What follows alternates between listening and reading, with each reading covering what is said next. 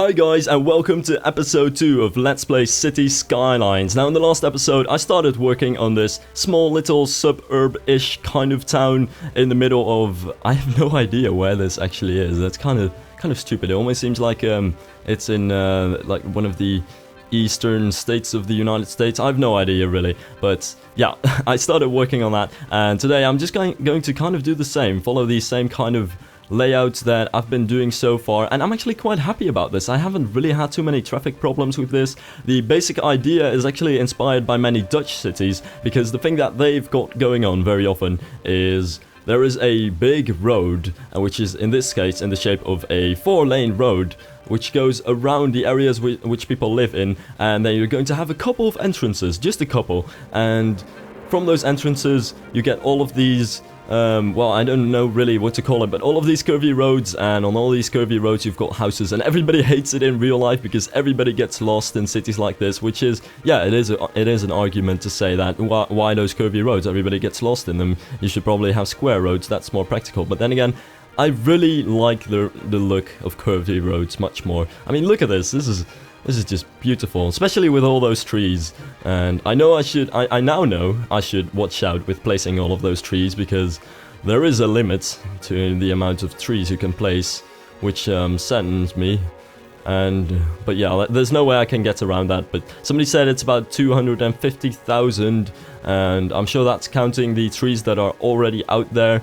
But I'm sure I won't hit the 250,000 limit unless I start spamming forests everywhere, or I start buying 25 tiles, which is something that you can't do without a mod, and I'm not sure if I'm actually going to do that. So I'm not going to really worry about that. I'm still gonna place trees like that, because seriously, what is a city without trees? I don't know. It just makes the city look so much better. I can't stand to see cities without trees and parks and stuff like that. And I've always been spamming it in every single game I've ever played, I think. So yeah, I'm really glad that you can do it in the way that it does in this game too. The only thing that I was thinking about though is the fact that you place a tree down and immediately you've got a huge tree. It doesn't have to grow or anything like that. I actually thought that maybe they could have implemented that, but then again, it's less realistic. But I'm kind of happy that they did it in this way, because that means you don't have to wait for your trees to grow, and you can instantly see how good it looks. So it's kind of I'm not really sure what I would rather have. So yeah, and at this point I got the roads with trees, and I was very, very happy with that, because roads without trees are just it's not as good. The only thing that I did see though is that if you have a 2-lane road with trees on the sides, you don't have parking spaces. But so far it seems that I haven't had any problems with parking, and also not with traffic jams or anything like that. And of course this city is still very small, and I might definitely get some traffic problems in the future. But with a system like this, for the residential areas, as long as I keep them low residential, and I'm definitely going to not place too much dense residential, because I think that's something you shouldn't do, especially considering the fact that, you know, the city has only 8,000 people living in it. So why would I even place big flats and stuff like that? I just kind of want to wait with that until my city grows even bigger, and even then I am kind of going to place them very sparsely, because for one, I like the look of it more. I don't want to have big high buildings everywhere. This is not going to be a Manhattan. Kind of want to have it sparse. Well, basically, yeah, that's going to be how I'm going to do that. And it also has a practical reason though, because if you're going to place big flats like that, especially if all your roads and stuff are designed for light residential, then you're going to have some traffic problems, very likely, and I definitely want to avoid that too. So for multiple reasons, I'm going to not place too many high buildings, but that small little commercial area that I have over here, I have kind of assigned that as a future growth area, and I might actually remove some commercial as soon as the demand for that drops, and actually replace it with some dense residential. So that's going to be my kind of Manhattan-ish area over there, and definitely a very concentrated area, as you can see. But the other thing is, it's also connected by 3 different 4-lane roads, so I don't think I'm going to have to worry about that too much. As you can see, there is some congestion on the industrial area kind of roads, But yeah, that's something I'm going to fix in the future, because right now I don't think it's too much of a problem yet. You definitely want to keep your trucks and keep your normal cars on different roads, because as you can see, if you have your trucks with all their loads that have to go to the industrial area, and you also have the people who want to go to their homes in the same roads, it kind of starts to become a chaos, and that's definitely something I want to avoid. But right now I don't have any land yet using which I can make some highway connections that are meant specifically for all the trucks for the industrial areas. Now this little area is going to be a residential area, and oh, I'm placing some water down there, but this area is kind of my favorite area in the city so far.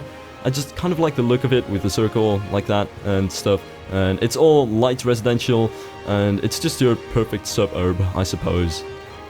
And I just like laying out road patterns like that. It's fun, it works actually, because you have only one entrance and you don't have too many.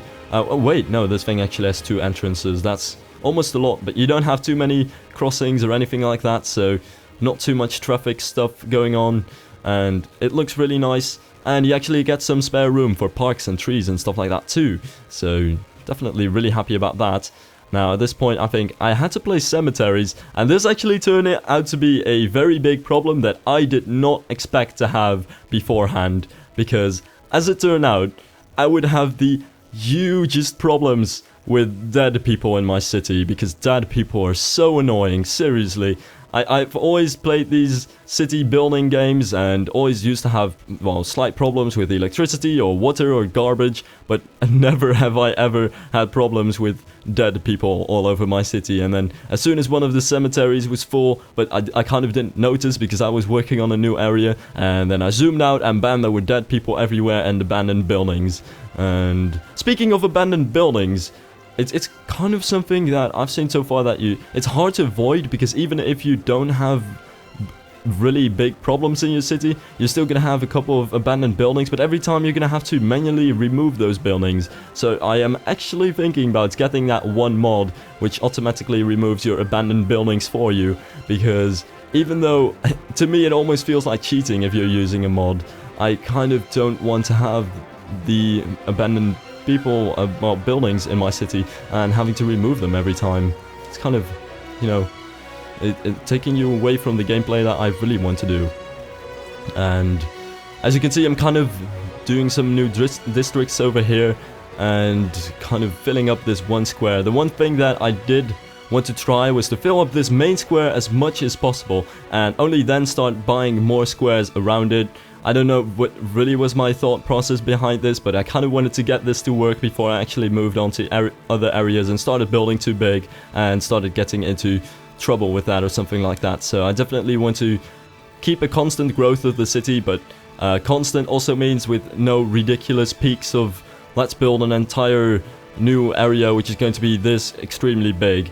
Now one thing that I did want to do, and this is some kind of future development, because I'm not going to do anything with this highway yet, but this highway is there so that in the future, if people want to get to the other side of the river or the other side of the city, they're not going to have to cross the city itself, because I do want to keep as much of the traffic that I don't need to have in the city out of the city. And what this road is hopefully also going to do is it's going to make the people from the other highways from like the north of the town go to the industrial zone in the southern part of the town, because that industrial zone is still kind of clogging up, and before I have any solutions, this is going to be my kind of solution at the moment, but also a very future investment, because I want to avoid road problems in the future, and I'm going to leave out some areas so I can place more highways and perhaps even a train at some point.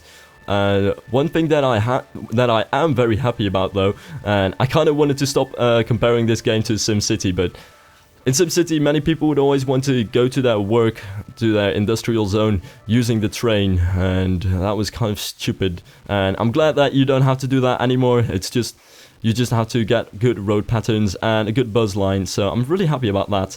And oh god, I had some problems with this little highway crossing over here. But yeah, in the next episode, I'm going to, well, work in the city again. What else could I do? So, thanks for watching, and I'll see you in the next episode. Bye.